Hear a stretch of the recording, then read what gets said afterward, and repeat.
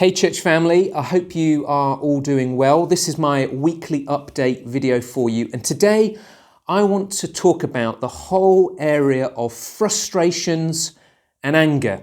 Yep, not the most enjoyable subject, but a subject that I think is really relevant to us today because I've been reading increasing numbers of newspaper articles about this pandemic-induced frustration that people are starting to experience. People from across the spectrum of roles and responsibilities in our communities. People who are working flat out in unfamiliar situations, and other people who maybe because of medical conditions have had to self-isolate now for months and months. Across that spectrum, there just seems to be this growing tide of frustration and anger bubbling up in people's hearts.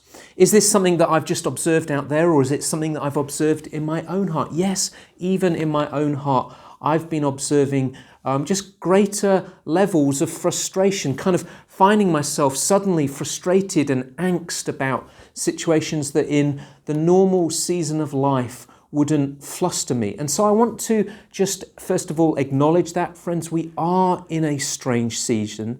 But then secondly, I want us to think, how do we handle these frustrations? The Bible gives us tools for handling frustration. And one of those tools can be found in Psalm 4, where the psalmist is dealing with anger and angst in his own heart. But he shows how we can deal with it. And the way that he presents for us is so utterly different to the tools that often we reach for in our own frustration and angers. Just think about it for a moment. When you're angry, when you're frustrated, what do? Some people, it's about avoidance techniques. They'll go and veg out and watch 90 box sets on TV. For other people, it's about trying to suppress the feelings through maybe drinking 1, 2, 3, 4 glasses of wine to just try and suppress the feelings of angst and frustration. For other people, they take it out on people around them. And so I want us to now zoom in on Psalm 4, just 2 verses, and see how the psalmist deals with the anger, frustration, and angst that he's feeling in his heart. Be angry and do not sin. Ponder in your own hearts on your beds and be silent. Offer right sacrifices and put your trust in the Lord. 4 things that I want us to explore together. Firstly, ponder in your own hearts.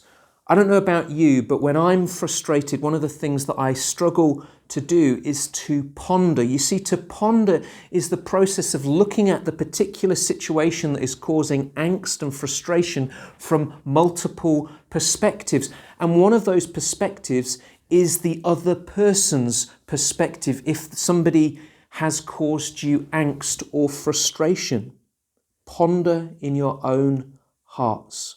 Think about the situation. Try and get into the skin of the person who may have caused you frustration. Try and understand their perspective on this particular situation. Ponder. Secondly, be silent.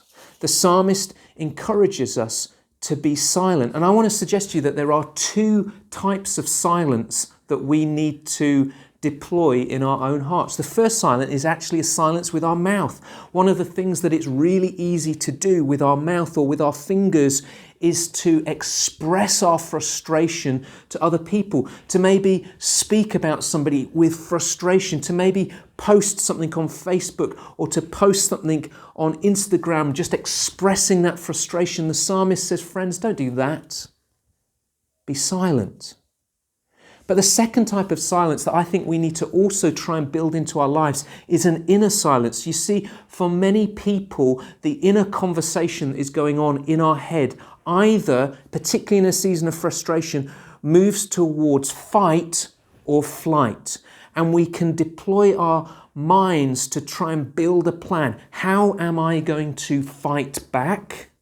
Or how am I going to try and avoid this situation? How am I going to walk away from it in flight. The psalmist says, be silent.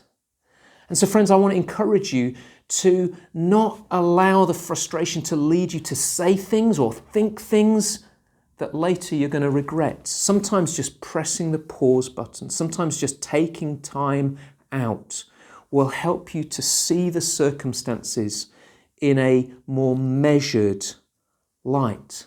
The third thing that the psalmist says is offer right sacrifices. Worship will often help you to reprioritize your life. If somebody else is involved in the frustration, maybe somebody's caused you some frustration, as you come before God and worship Him, and as you bring your own hearts to Him in worship, one of the things that inevitably will happen is that your eyes will turn towards that person, and if you're really worshiping God for who He is and His cross work for your life, there is no way that you'll be able to hold this frustration against that person, and so it will lead to forgiveness. Offer right sacrifices. Make sure that you're placing worship at the center of who you are. Secondly, I want to encourage you, offering right sacrifices means being part of a body, worshiping with your brothers and sisters. One of the things that will keep us from allowing frustration and angst to grow and grind down into our heart and change our attitudes is being in a body and worshiping together, because when we do that, our friends will have a more measured perspective and will encourage us to forgive and encourage us to repent and encourage us to come and bring our appropriate worship to God. The final thing is this: put your trust in the Lord. This has so many connotations when it comes to dealing with frustration and angst. One of them is that actually vengeance belongs to the Lord. It's not my place to try and crush somebody who might have caused me frustration or angst. That's not my place. That's the Lord's. My responsibility is to lean upon the Lord and trust Him. And even if somebody's caused me frustration and angst, it's not my responsibility to try and readdress that. I want to be learning how to lean upon the Lord.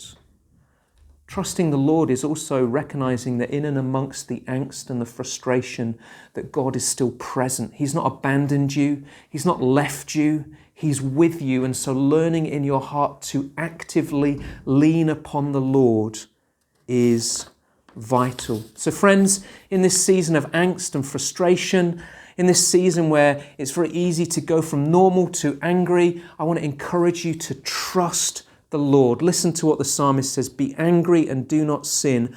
Ponder in your own hearts on your beds and be silent. Offer right sacrifices and put your trust in the Lord.